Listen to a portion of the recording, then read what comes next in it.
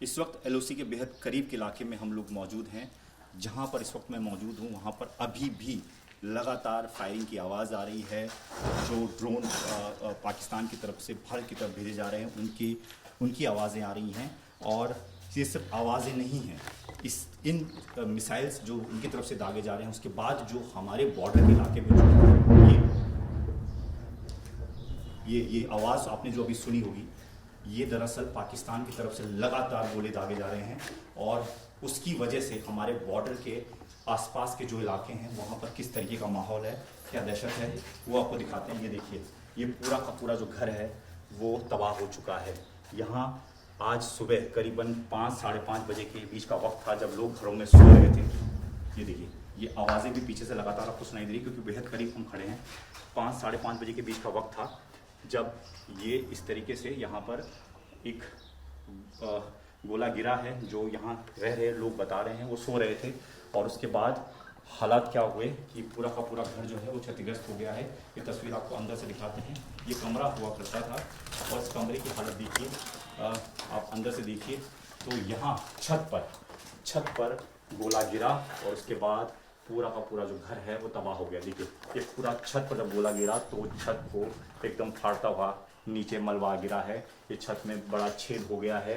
ये आप स्थिति को देखिए और समझिए कि जब सुबह के वक्त लोग अपने घरों में मौजूद थे, सो रहे थे, और ये वो लोग हैं जो सैनिक नहीं हैं, आम लोग हैं।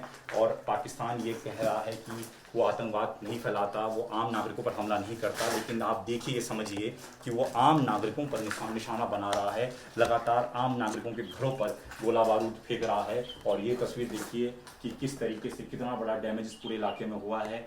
अभी दिन का वक्त है लेकिन इस वक्त भी लगातार बॉर्डर पर फायरिंग हो रही है। पाकिस्तान की तरफ से गोले लगातार दागे जा रहे हैं और ये घर जो हैं आसपास बॉर्डर के इलाकों के वो तबाह होते जा रहे हैं। लोगों को यहाँ से पलायन करना पड़ रहा है, लोगों को रेस्क्यू किया जा रहा है। हमारे साथ लालचंद जी हैं जिनका ये घर है। सर आप आइए, बताइएगा। ये सबसे बड़ी बात इनकी है कि ये फौज से रिटायर आदमी हैं। 28 साल इन्होंने फौज की नौकरी की है। ये तस्वीरें ये बताती हैं कि किस तरीके से लालचंद जी फौज में अपनी सर्विस देते रहे।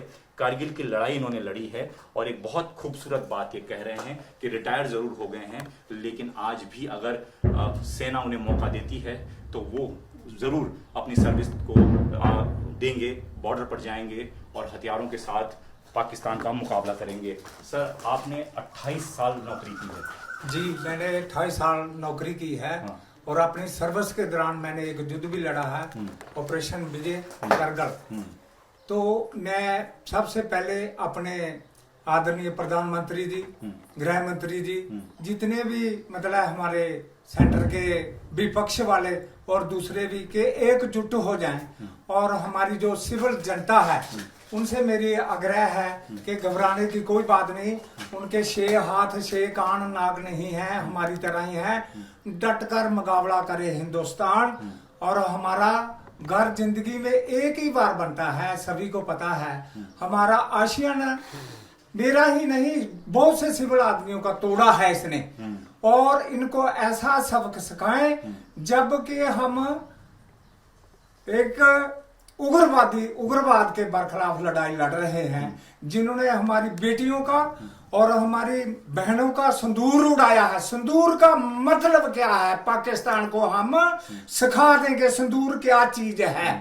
और मैं ज्यादा ना बोलता हुआ सभी पूरे हिंदुस्तान को एकजुट मतलब देखना चाहता हूं और मुकाबला करें डट कर, ताकि पाकिस्तान को पता चले कि सिंदूर का मतलब क्या है, सिंदूर चीज क्या है।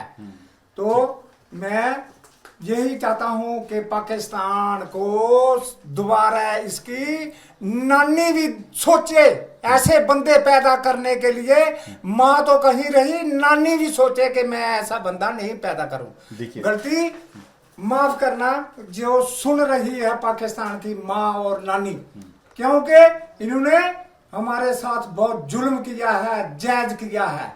और हम ये सबक इनको सिखा कर ही रहेंगे। बिल्कुल। और हमारी सेना वही सबक सिखा रही है। लेकिन आप देखिए, ये हमारे देश के सैनिक ही बोल सकता है जिसका घर उसकी आंखों के सामने तबाह हो गया, जिसका परिवार यहाँ से किसी दूसरी जगह पर जाने पर मजबूर हो गया। वो सैनिक जो है जिसने एक लड़ाई पहले लड़ी है पाकिस्तान के खिलाफ, और आज भी ये कह रहे हैं रिटायर होने के बाद कि वो जंग लड़ने के लिए तैयार हैं, उन्हें अगर सेना बंदूक थमा देती है। हाँ, और सबसे बड़ी बात उनका ये कहना है कि वो भले उनका एक आशियाना टूट गया, लेकिन पाकिस्तान बर्बाद होना चाहिए, पाकिस्तान को दोबारा कभी पनपने का मौका नहीं मिलना चाहिए। ये एक सैनिक की आवाज है, एक रिटायर्ड सूबेदार मेजर ऑनररी लालचंद की आवाज है। और ये उनकी तस्वीरें हैं जो ये बता रही हैं कि उन्होंने सेना में किस तरीके से अपनी पूरी जिंदगी वो सेना के नाम की, और अब भी क्योंकि बॉर्डर के पास घर है वहां पर एक लड़ाई जरूर लड़ रहे हैं। इन बॉर्डर के आसपास जो पाकिस्तान की नापाक हरकतें हैं उनके खिलाफ लड़ रहे हैं। और घर की तस्वीरें मैं आपको लगातार दिखा रहा हूं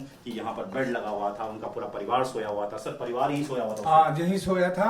और वो भगवान की दया से, दुर्गे माँ की कृपा से, क्योंकि दुर्गे माँ हमें बचाती आई है और बचाती रहेगी। तो ये जब फटा सर तब तो आप सो रहे थे? वो सो रहे थे। अच्छा। जब ब्लास्ट हुआ तब वो उठकर परले घर में गए। अच्छा, तो एकदम छत के ऊपर ही गिरा? हाँ, छत के ऊपर गिरा और बहुत बड़ा ब्लास्ट हुआ। ब्लास्ट धमाके के साथ तमाम कांच के मतलब शीशे, दरवाजे टूट गए।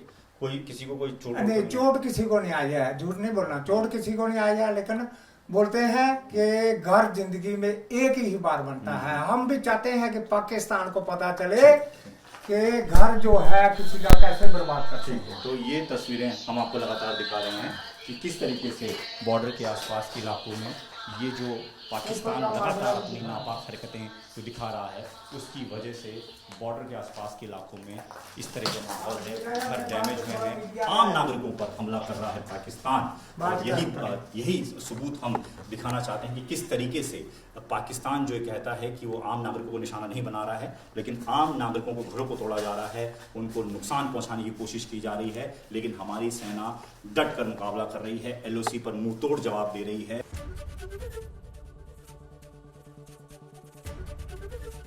ABP गंगा, खबर आपकी, जुबान आपकी।